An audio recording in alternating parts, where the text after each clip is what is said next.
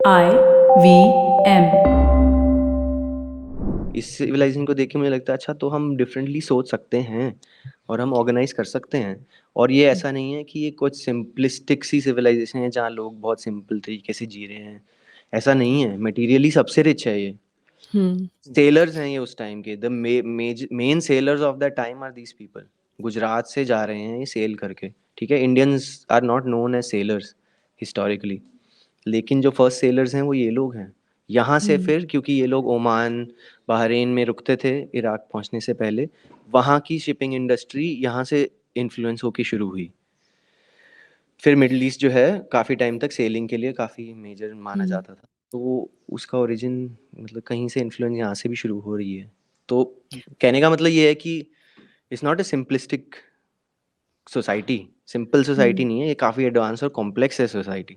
And yet for a complex materially rich culturally rich society to somehow organize in a way कि warfare है ही नहीं 1000 साल के लिए, to me it just opens my mind कि okay may be for us also that future is possible. शायद हमारे लिए भी पॉसिबल है कि हम कुछ ऐसा कर सकते हैं। मुझे इसमें से ना एक आपके पॉइंट में मैं एक और पॉइंट जोड़ना चाहती हूँ। मैं जब आपकी किताब पढ़ी और उसके बारे में थोड़ा और सोचा तो मुझे ऐसा लगता है कि सिविलाइजेशन का पीछे जाना भी पॉसिबल है। हम हमेशा ये सोचते हैं कि प्रोग्रेस हमेशा आगे बढ़ेगा, हम हमेशा आगे ही बढ़ेंगे, लेकिन ये लोग आगे थे, बहुत तरीके से आगे थे और हम पीछे गए, बहुत लंबे राइट। टाइम तक पीछे गए। तो मुझे लगता है कि इट इज़ नॉट गिवन कि आज हम ये हैं तो हम पीछे नहीं जा एब्सोल्युटली। सकते हैं। तो ये एब्सोल्युटली। मुझे लगता है कि यार ये दिस वी शुड रिमेंबर कि ये ऐसा भी हुआ या है मतलब। या आपने जो जैसे सिविलाइजेशन का पतन भी ट्रैक किया तो दिखता है कि इवन सिंधु घाटी सिविलाइजेशन में भी जो चीजें अच्छी चल रही थी जैसे उनकी नालियां ही, लेकिन बाद में नालियां ठीक नहीं चलने लगी क्योंकि राइट। वो सिविलाइजेशन का जब पतन हो रहा था तो वो भी हम ट्रैक कर सकते हैं। तो राइट। वो और उससे हम मे बी एक ये अगले सवाल पे भी आते हैं कि ये इतनी बड़ी सिविलाइजेशन थी, 1000 साल तक चली, तो फिर क्या हो गया भाई इसको, क्यों, कहाँ चली गई, क्यों चली गई? और जो उसका पतन भी आपने बहुत अच्छे से ट्रैक किया, उसके बारे में कुछ बताइए। या आई थिंक इसमें काफ़ी सारी चीज़ें हैं कहाँ चली गई। इस इसमें काफ़ी लेयर्स हैं अगर आप देखना चाहें तो। ठीक है, अगर सिटीज़ सिविलाइजेशन मतलब क्या है हमारे लिए, मेन सिविलाइजेशन का मार्कर है सिटीज़। बड़ी सिटीज़ हैं जैसे मोहनजोदाड़ो, हड़प्पा, धोलावीरा, राखीगढ़ी। ठीक है, अगर सिटीज़ ख़त्म हो जाती हैं इसका मतलब ये ज़रूरी नहीं है कि लोगों की लाइफ ख़राब हो गई। ठीक है, इसका मतलब ये है कि शायद सिटीज़ पॉसिबल नहीं थी।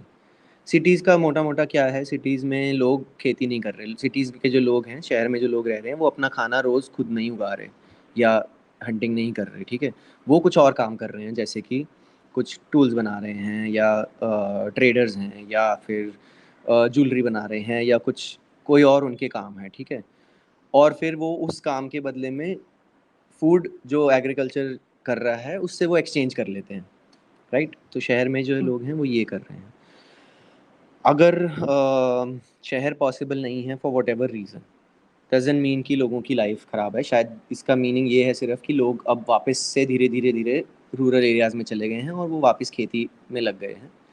इट्स पॉसिबल कि उनकी क्वालिटी ऑफ लाइफ में be still okay, may be still better, in fact they might be better fed. तो ये इसमें लेयर्स हैं, मैं बस इतना बताना चाहता हूँ।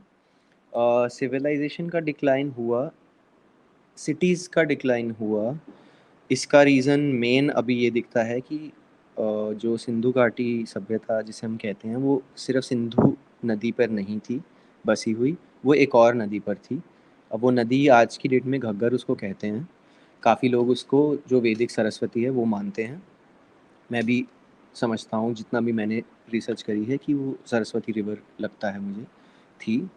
अम, और ये जो दूसरी रिवर थी घग्गर या सरस्वती जिसे कहते हैं, उसके सूख जाने पर हाफ ऑफ द सिविलाइजेशन जो गांव थे, जो गांव जहाँ पर लोग एग्रीकल्चर करके खाना उगाते थे, जो इवेंचुअली मार्केट्स में होता होता होता शहरों तक पहुँचता था, जहाँ पे गांव के लोग शायद शहरों की चीज़ें खरीदते थे और एक्सचेंज में खाना और बाकी चीज़ें वहाँ तक पहुँचती थी। ये सिस्टम ब्रेक डाउन हो गया बिकॉज़ काफ़ी सारे गांव जो इस नदी पर थे वो अब पॉसिबल नहीं थे क्योंकि वो नदी सूख गई। और क्योंकि वो पॉसिबल नहीं थे तो ये सिस्टम्स में ब्रेक डाउन हो गया, तो वो शहर सस्टेनेबल नहीं थे। इवन इसमें भी अब वो नदी एक दिन में एक रात में नहीं सूख गई। वो नदी को हुँ। सूखने में भी सेंचुरीज लगी। तो धीरे-धीरे लोग जो है एडजस्ट करते गए अपना लाइफ। ऐसा नहीं हुआ कि एक दिन सडनली नदी में पानी बंद और लोग जो है मर रहे हैं और हुँ, अकाल पड़ गया हुँ, है, सूखा पड़ गया है, लोगों को खाना नहीं हुँ। मिल रहा है, ऐसा नहीं था। IVM